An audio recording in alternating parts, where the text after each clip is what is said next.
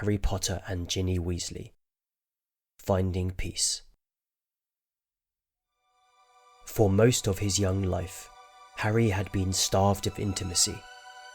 The Dursleys had never shown him anything remotely resembling affection, and although he had stopped wanting it from them long ago, he still carried resentment for how they had treated him as a child. That had changed with Ron, Hermione and the Weasley family.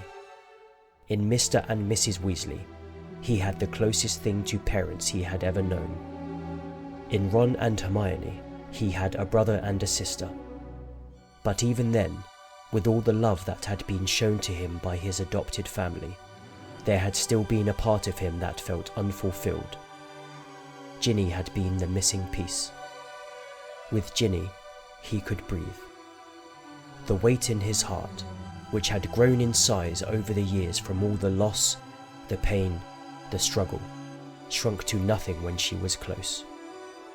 Even after the Battle of Hogwarts, when they had officially re-established themselves as a couple and spent most of their time together over summer, he was still in awe of her. The electricity he felt when they touched never faded. The peace she brought him never dissolved, as long as they were together. And then came the day she would return to Hogwarts for her final year.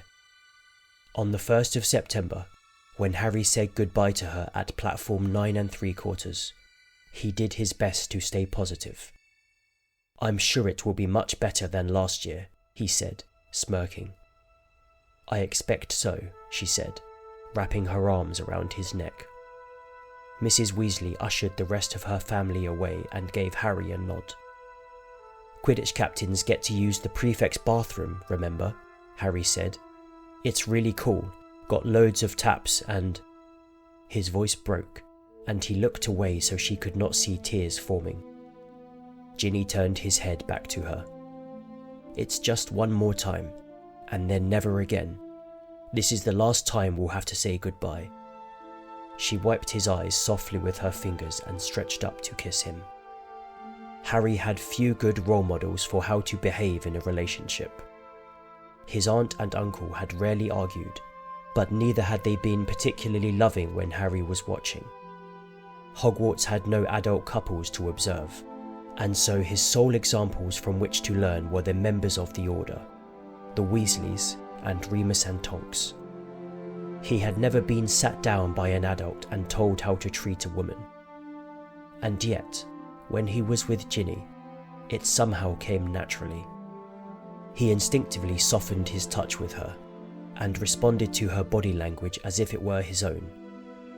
He knew she had more experience than he did, but he did not care. She was his, and he was hers. They had their whole lives together. What was 9 months? "I'll write to you tomorrow," she said, kissing him one last time before turning away. As she boarded the train, Harry spotted her wiping away her own tears.